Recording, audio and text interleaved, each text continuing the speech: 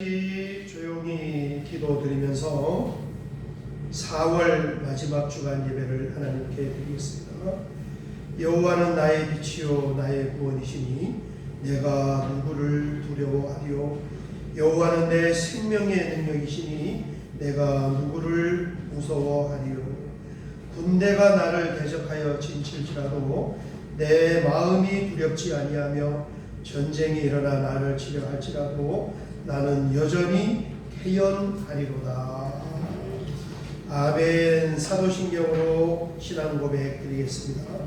전능하사 천지를 만드신 하나님 아버지를 내가 믿사오니 그 외아들 우리 주 예수 그리스도를 믿사오니 이는 성령으로 잉태하사 동정녀 마리아에게 나시고 본디오 빌라도에게 고난을 받으사 십자가에 못 박혀 죽으시고 장사한 지 사흘 만에 죽은 자 가운데서 다시 살아나시며 하늘에 오르사 전능하신 하나님 우편에 앉아 계시다가 저리로서 산 자와 죽은 자를 심판하러 오시리라.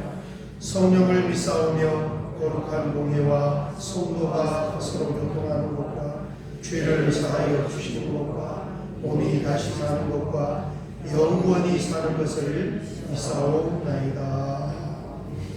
아멘. 우리 찬송가 79장 한 장 드린 후에 박일석 장로님께서 대표하여 기도드리겠습니다.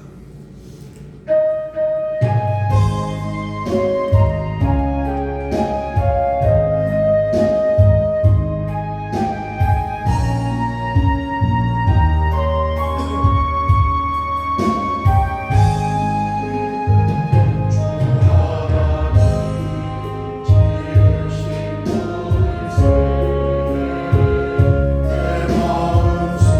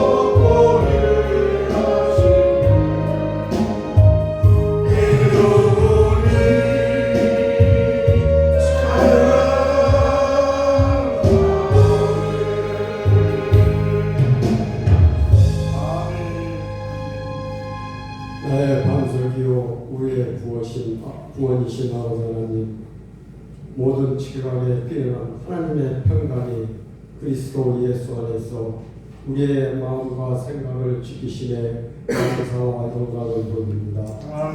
지난 한 주간도 바이러스로 인해 어지러운 시기에도 저희들 보호하여 주시고 오늘도 귀한 날 허락하사 주님 전에 모여 찬양과 예배로 영광을 돌리가심을 감사드립니다.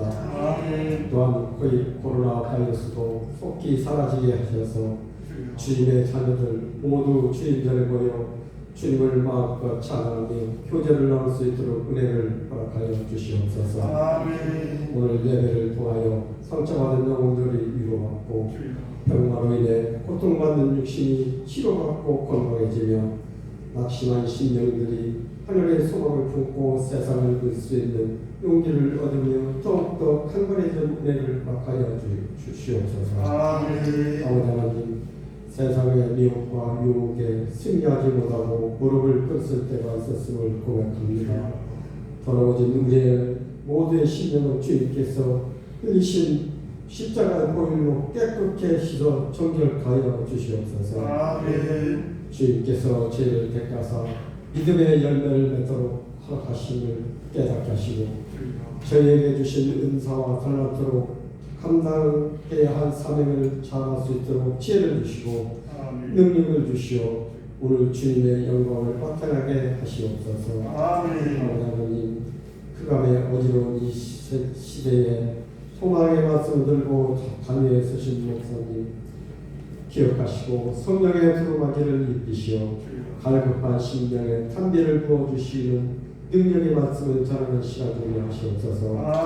그 말씀으로 저희들 가슴 깊이 새기어 이 세상을 살아가는 동안 승리의 삶이 될 수 있도록 은혜를 더하여 주시옵소서.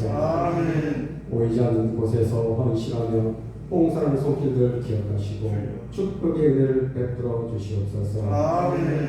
이 시간 여기에 참석치 못하고 가정 예배를 드리는 형제 자매들에게도 통일한 은혜를 베풀어 주시고 같은 은혜를 내려 주시옵기를 간절합니다. 모든 말씀 우리를 구원하신 주 예수 그리스도의 이름으로 기도하옵나이다. 아멘.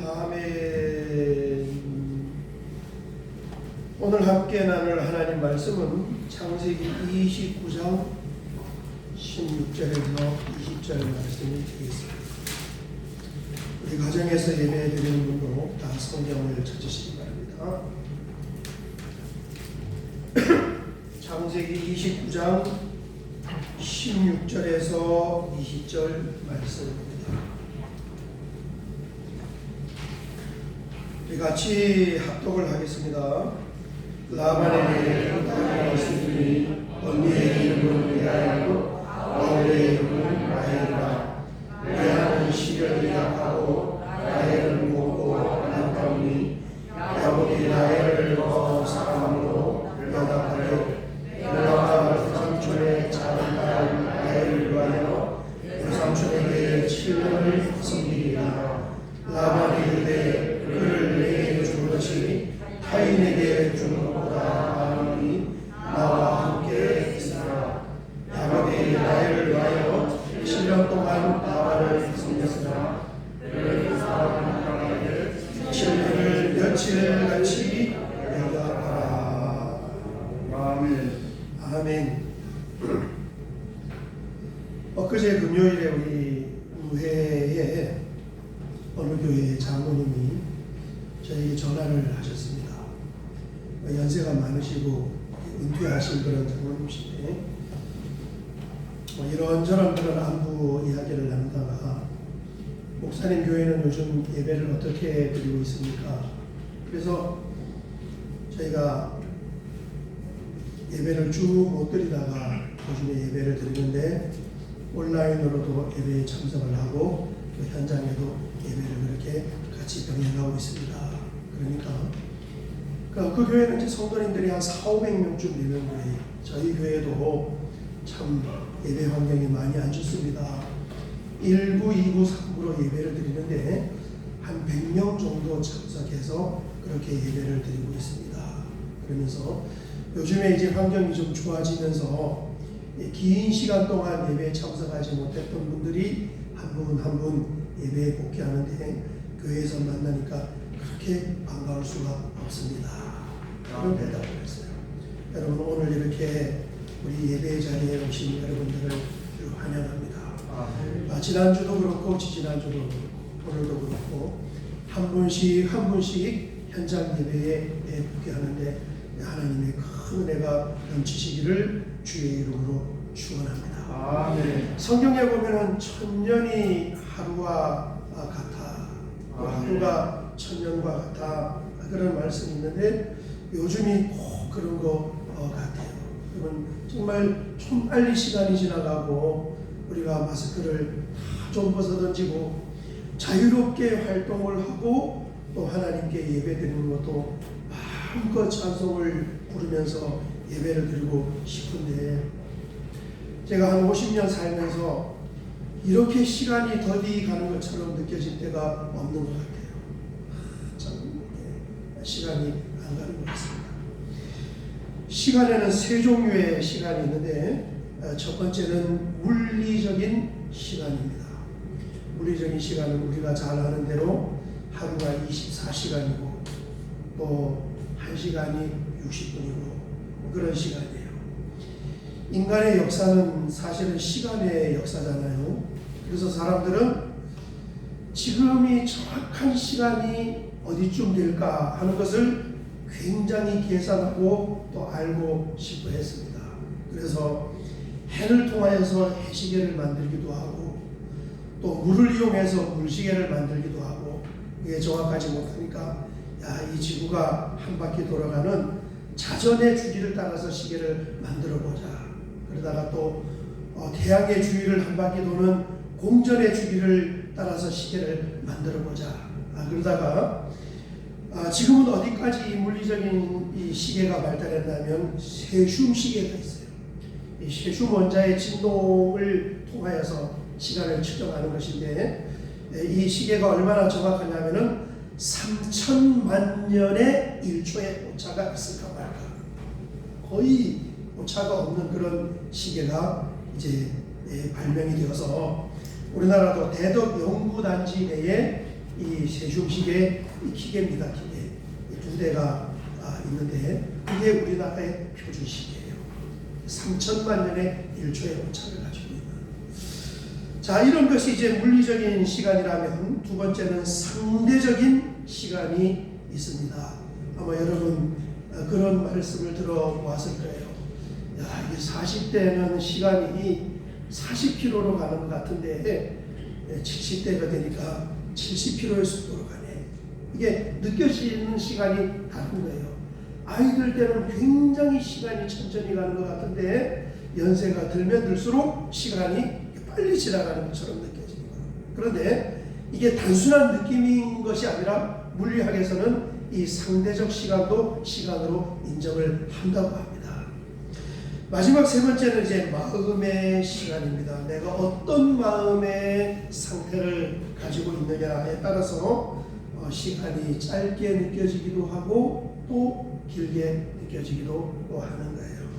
재미있는 이야기가 있잖아요. 서울에서 부산 갈 때 가장 빨리 갈 수 있는 방법은 뭘까? 비행기를 타고 가면은 빠를까? KTX를 타고 가면은 빠를까? 제가 대학교 다닐 때는 통일호라는 열차가 있었어요.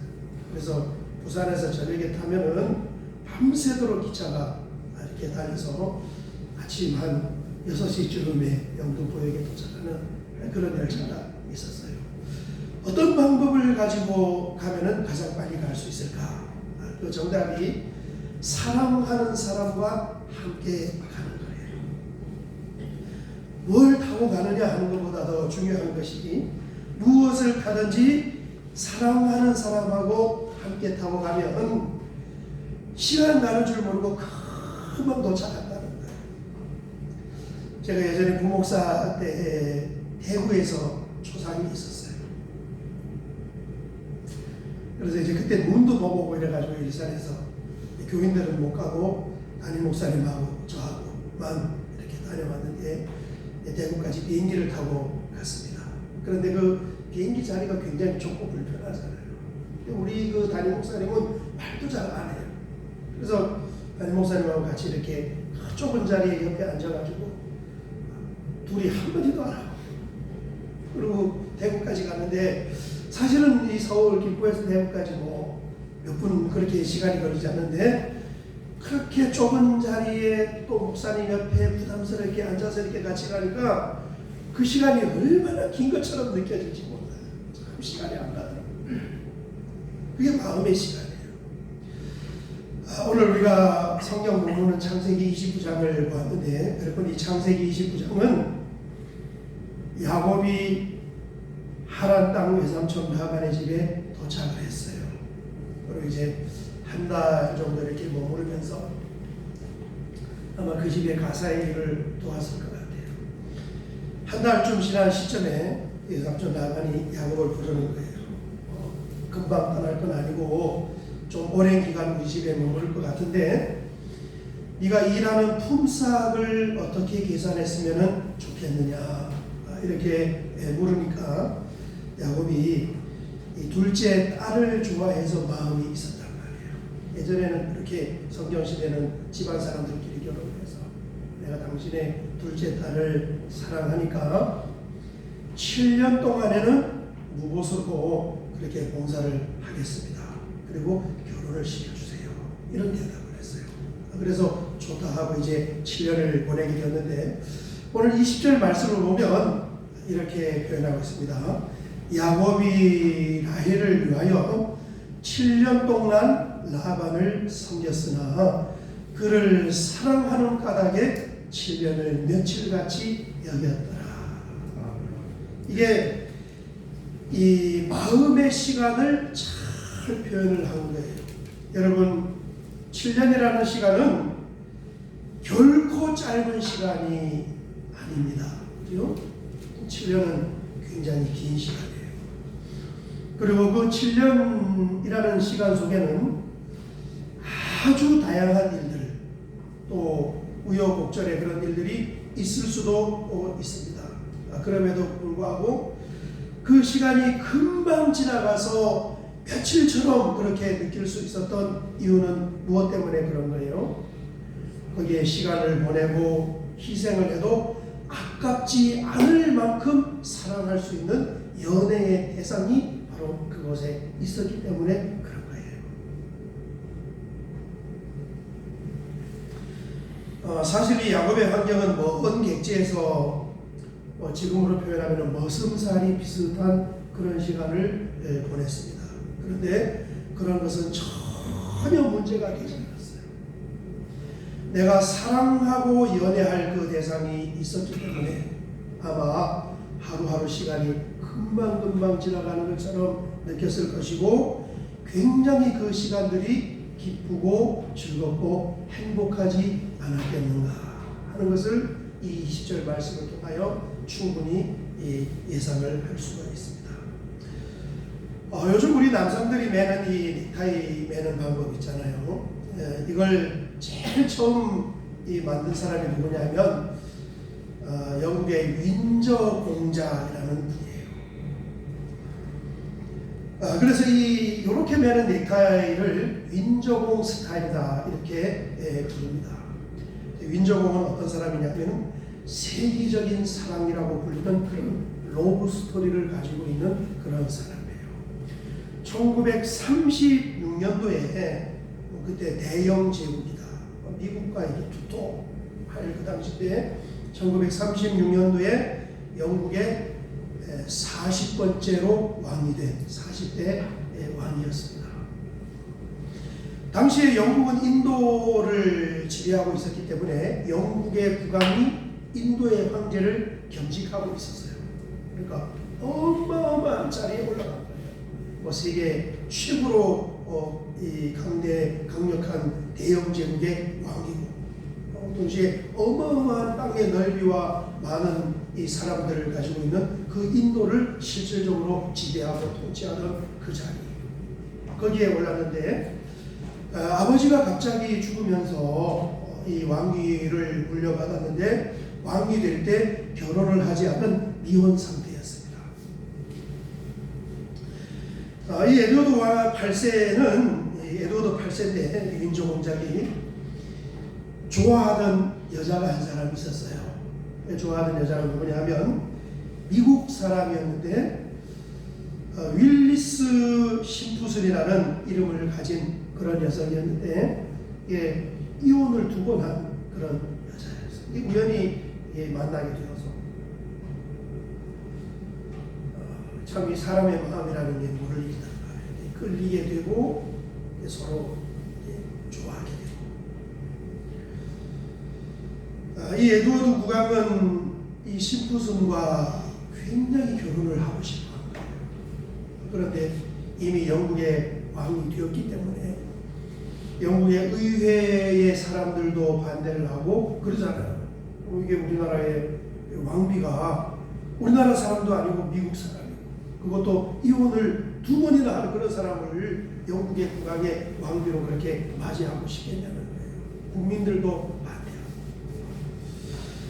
반대하고. 그래서 이 에드워드는 참 깊은 고민을 하게 되었는데 그게 뭐냐면은 정말 내가 사랑하는 사람이 없이 그 사람이 없이 내 자신의 명예와 부와 이런 왕의 자리를 가지고 있는 것이 정말 내 인생의 만족과 행복을 줄 수 있겠는가, 있을 것인가. 이걸 이제 좀 고민을 한 거죠. 엄청난 그런 자리에 앉아 있는데 내가 이 자리에서 나라를 다스리는 그런 왕의 일을 한다고 해도 사랑하는 그 배우자를 내가 가까이 맞이하지 못한다면 정말 내 인생이 만족스러운 인생, 행복한 인생이겠냐는 거예요. 그리고 이제 1936년 12월 11일 왕이 된 지 한 10달쯤 지났을 때입니다. BBC 방송을 통하여서 대국민 담화를 발표한 거예요. 그것이 뭐냐 하면 사랑하는 여성의 도움이 없이는 영국 국왕으로서의 의무를 다하는 것이 어려울 것 같습니다. 그래서 저는 이 왕의 자리를 포기하겠습니다. 10달 만에 왕의 자리에서 내려왔어요. 그리고 그 길로 미국으로 달려가서 이 심푸슨을 만났고 프랑스로 초대를 해서 조촐하게 결혼식을 올리고 더 이상 왕이 아닌 윈저 공작이라는 그 신분을 가지고 여생을 다 보냈다고 합니다. 굉장히 참 흔치 않고 또 감동적이고 희생적인 그런 사랑의 이야기예요. 그래서 세기적인 사랑이다 이렇게 부릅니다. 저기 사진에 남아있는 정도예요. 자, 이런 세계적인 사랑을 하며 왕의 자리도 황제의 자리도 포기한 이 에드워드와 심푸슨은 얼마나 행복하게 살았을까.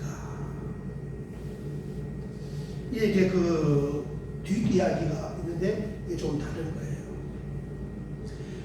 모든 것을 포기하고 희생을 하면서 배우자를 만나 결혼을 했는데 사실 그 뒷이야기를 보면은 부부가 별로 그렇게 행복하게 살지 못했다는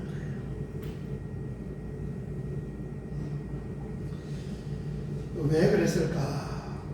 굉장히 행복하게 살았을 것 같은데 여러분 아무리 좋아 보이는 것도 잠시 우리의 마음을 빼앗고 우리의 눈을 혀록할 수 있지만 그것이 우리에게 영원한 만족과 행복을 주지 않는 줄 믿습니다. 아멘. 무엇이든지 마찬가지예요. 잠시는 우리의 마음을 빼앗을 수가 있어요. 그리고 잠시는 우리의 눈을 멀게 할 수 있어요. 그러나 그게 영원한 행복과 만족을 주지는 않는 거예요. 여러분 타락한 인간은 누구든지 그래요. 나 자신도 문제가 굉장히 많이 있고 또 상대방도 단점이 많이 있기 때문에 시간이 지나면은 그런 것이 이렇게 드러나요. 살아보면은 참 생각하지 않은 것입니다. 그래서 솔로몬이 전도서에서 뭐라고 표현했냐면 전도서 1장 8절을 보면 이렇게 표현했습니다. 모든 만물이 피곤하다는 것을 사람이 말로 다 말할 수는 없나니 눈은 보아도 족함이 없고 귀는 들어도 가득 차지 아니하도다. 사실 솔로몬은 모든 것을 다 가졌던 사람이고 모든 것을 다 누려봤던 사람입니다. 전도서 2장 7절에서 8절을 보면 솔로몬의 환경을 이렇게 표현하고 있습니다. 나보다 먼저 예루살렘에 있던 모든 자들보다 내가 소와 양떼와 소유를 더 많이 가졌으며, 이 역대의 왕들 중에 가장 많은 부를 소유했던 사람이 솔로몬이었어요. 소유물로는 최고를 많이 가졌던 사람이에요. 8절을 보면 은금과 왕들이 소유한 보배와 여러 지방의 보배를 나를 위하여 쌓고 또 노래하는 남녀들과 인생들이 기뻐하는 처첩들을 많이 두었노라.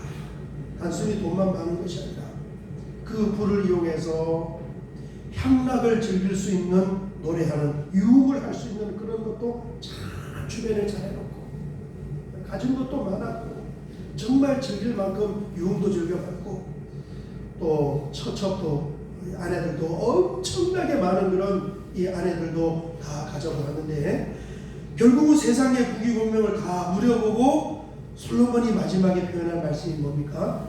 헛되니 모든 것이 다 헛되도다. 재물도 만족을 주지 못했고 왕이라는 그 신분도 만족을 주지 못했고 주변에 있던 어떠한 사람으로도 영원한 만족과 행복을 느낄 수가 없었다. 이렇게 표현하는 거예요. 자, 그러면 이제 여기까지 우리가 말씀을 한번 듣고 나면, 그럼 내가 인생을 살아가는데 정말 내 마음에, 내 영혼에 참된 만족과 행복을 줄 수 있는 그런 어떤 주제도 없다는 것인가? 이런 질문을 할 수 있잖아요. 여러분, 없는 것이 아니라 있어요. 그것이 뭐냐면 영원한 하나님과 예수 그리스도이십니다. 무엇이 정말 내 인생에, 내 삶에 참된 만족과 행복을 줄 수 있을 것인가? 하나님, 예수. 어쩌면 지금은 완전히 우리가 그것이 마음에 와닿지 않는다 할지라도, 여러분, 결국은 돌고 돌아서 마지막 내 심령과 영혼에서 표현하는 참된 만족의 대상, 참된 기쁨과 행복의 대상은 우리 하나님이고 주님이 되는 줄 믿습니다. 아멘. 마지막에 거기로 돌아오는 거예요.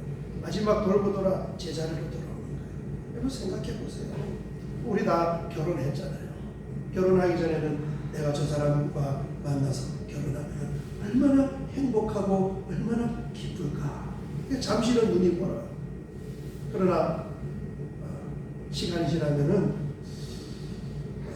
굉장히 좋은 점이 많이 있지만 영원한 만족과 행복을 주지 못해요. 우리가 바라보는 이 물질 세계의 모든 것이 한순간에는 그것이 나에게 만족을 주고 행복을 줄 것처럼 여겨지지만은 시간이 지나 보면은 그걸로 사람은 만족을 할 수 없어요. 영원히 퍼도 마르지 아니하는 생명수와 같은 우리 주님만이 우리의 만족인 줄 믿습니다. 여러분, 성경에 나오는 이 야곱은 성령 하나님을 상징하는 그런 사람이에요. 그리고 이 야곱의 사랑을 입는 라헬은 성령 하나님의 사랑을 받는 교회를 상징하는, 이 교회를 형성하고 있는 저와 여러분들의 한 사람 한 사람 성도들을 상징하는 줄 믿습니다. 그러니까 하나님과 교회, 하나님과 나와의 관계가 야곱과 라헬의 관계인 거예요. 야곱이 라헬을 지극정성으로 사랑한 것처럼 하나님만이 참된 만족과 행복을 우리에게 주고 예수님만이 우리의 영원한 연애의 대상인 줄 믿습니다. 요한일서 4장 19절을 보면 이런 말씀이 있습니다. 우리가 사랑함은 그가 먼저 우리를 사랑하셨습니다. 아멘. 그는 하나님이고 예수님이에요. 우리가 주님을 사랑하는 것은 내가 먼저 주님을 사랑하고 내가 먼저 하나님을 사랑하는 것이 아니라 하나님이 먼저 나를 사랑하셔서 그 높은 보좌의 자리를 버리시고 이 땅으로 내려오셔서 로마서에 보면 십자가의 죽으심으로 말미암아 희생하심으로 말미암아 우리를 향한 하나님의 사랑을 증명해 보이셨습니다. 아멘. 이렇게 말씀하고 있습니다.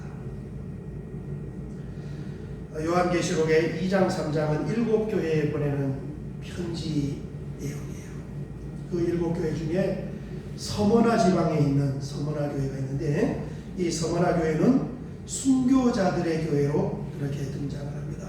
이 서머나 교회의 초대 지도자가 누구냐? 폴리갑이라는 그런 사람이었는데 이 폴리갑이 요한계시록을 쓴 사도 요한의 바로 직계 제자인 거예요. 이 사도 요한의 제자였던 폴리갑은 얼마나 참 인품이 뛰어난 사람인지 그렇게 인품이 뛰어난 사람이라고 합니다.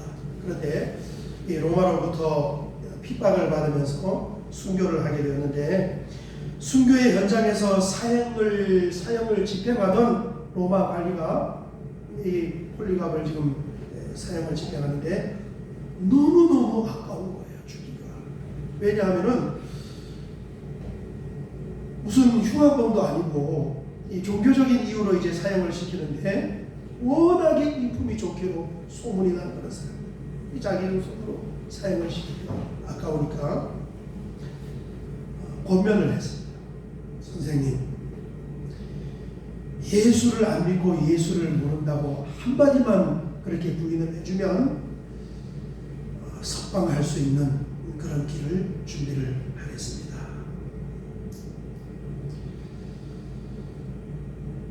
그때 이 폴리갑이 아주 이 교회 역사에 유명한 그 말을 남긴 거예요.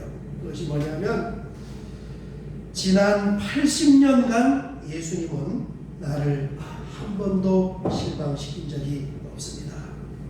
그런데 내가 어떻게 그분을 모른다고 할 수 있겠습니까? 그리고 자기 발로 사형장으로 걸어 들어간다고 합니다. 이게 서머나 교회 감독의 수고예요. 우리가 진정히 땅에 살아서 살아가면서 연애할 대상은 무엇인가? 정말 내 인생에 내 영혼 깊은 곳에 참된 만족과 행복을 줄 수 있는 것은 도대체 무엇일까? 여러분, 야곱이 상징하는 이 성령 하나님은 지금도 우리의 마음을 감동하시는 줄 믿습니다. 아멘. 여러분, 오늘 이렇게 주님 앞에 나와 함께 예배드리며 성령의 감동을 따라서 하나님을 우리의 영혼의 아버지로 또 예수님을 우리의 인생의 동반자로 진심으로 그렇게 여기면서 살아갈 수 있는 저와 여러분 되시기를 주의 이름으로 축원합니다. 아멘. 우리 찬양 한 장 드리고 같이 한번 기도하도록 하겠습니다. 저 장미꽃 위에 있어입니다. 찬송가 442장 한 장 드리고 같이 한번 기도하겠습니다.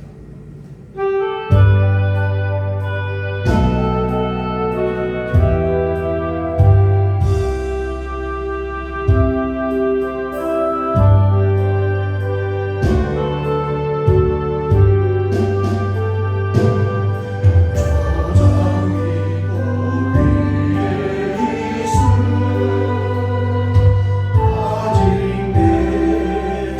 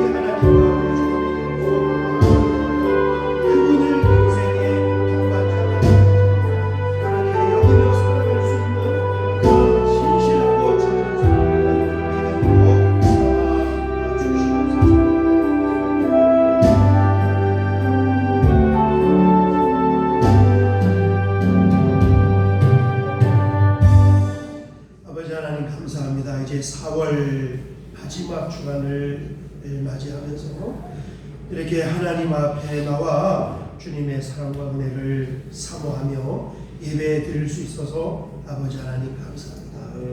이 세상에 수많은 주제들이 우리의 마음을 빼앗고 우리의 눈을 현혹할 수 있지만 그것은 잠시의 현장이고 영원한 만족과 참된 행복을 줄 수 있는 것은 역시 우리 하나님과 우리 주님 한 분뿐인 줄 믿습니다. 아멘. 이번 주간에도 믿음의 눈을 열고 다시 한번 분연히 일어나서 우리와 함께 동행하시는 우리의 예수님, 우리 하나님을 인생의 동반자로 동역자로 모시고 살게 하여 주시옵소서. 아멘. 예수님의 이름으로 기도하옵나이다. 아멘. 아멘.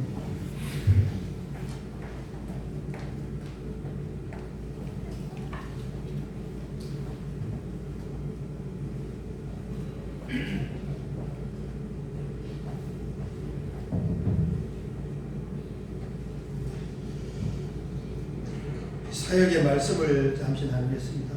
여러분 이번 한 주간도 마음도 신앙도 건강히 잘 되시길 바랍니다. 이제 뭐 코로나가 별일 없으면 거의 금물이 된 것 같아요.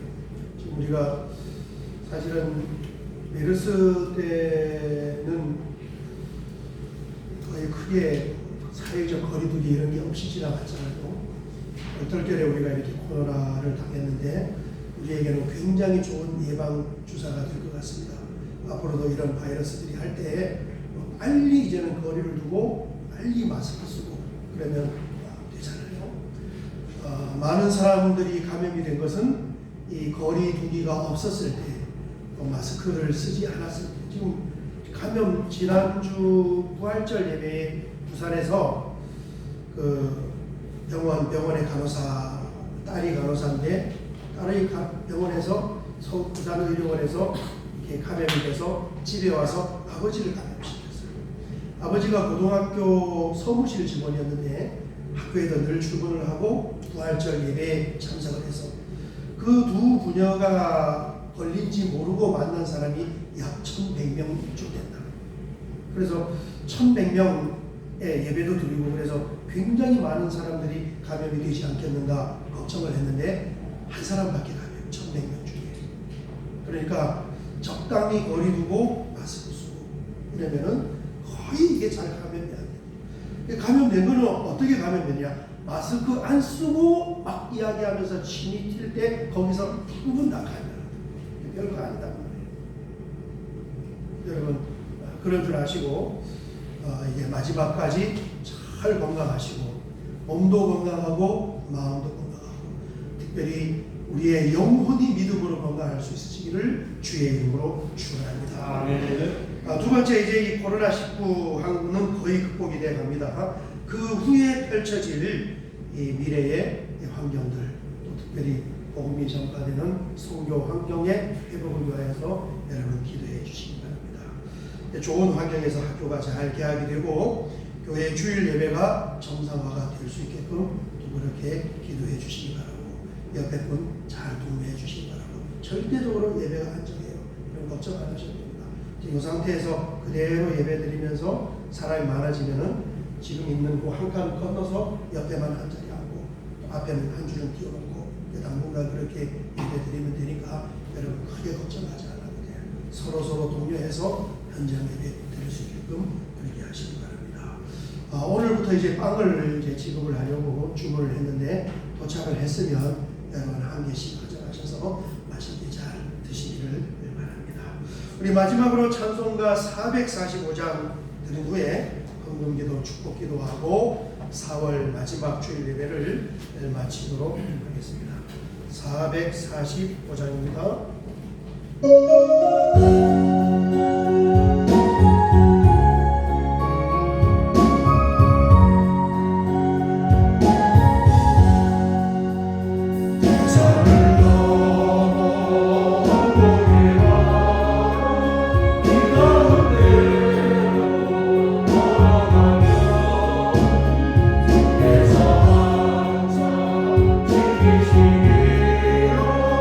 약속한 말씀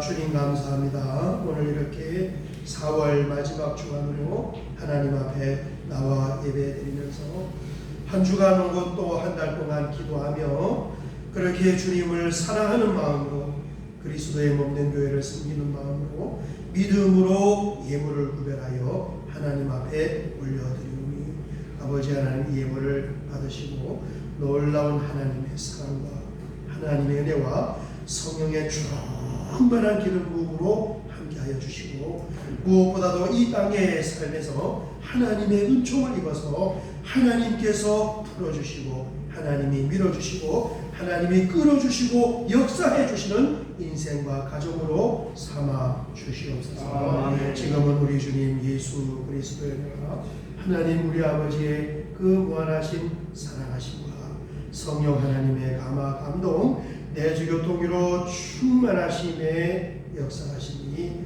오늘 주님 앞에 나와 믿음으로 예배드리고 참으로 이 세상에 그 어떤 것도 영원히 나에게 만족과 행복을 줄 수 없음을 깨닫고 영원하신 하나님과 주님을 인생의 동반자와 동역자로 삼고 이번 한 주간도 힘있게 승리하기를 원하는 사랑하는 주의 자녀들 머리와 이들이 머무르는 삶의 현장과 경영하는 사업장과 가정의 앞날과 자녀들의 미래와 우리 하늘특교의 모든 성도님들이 머무르는 삶의 환경과 코로나 전염병으로 신음하는 이 지구촌 구석구석 위에 이제로부터 영원토록 함께 있을지어다.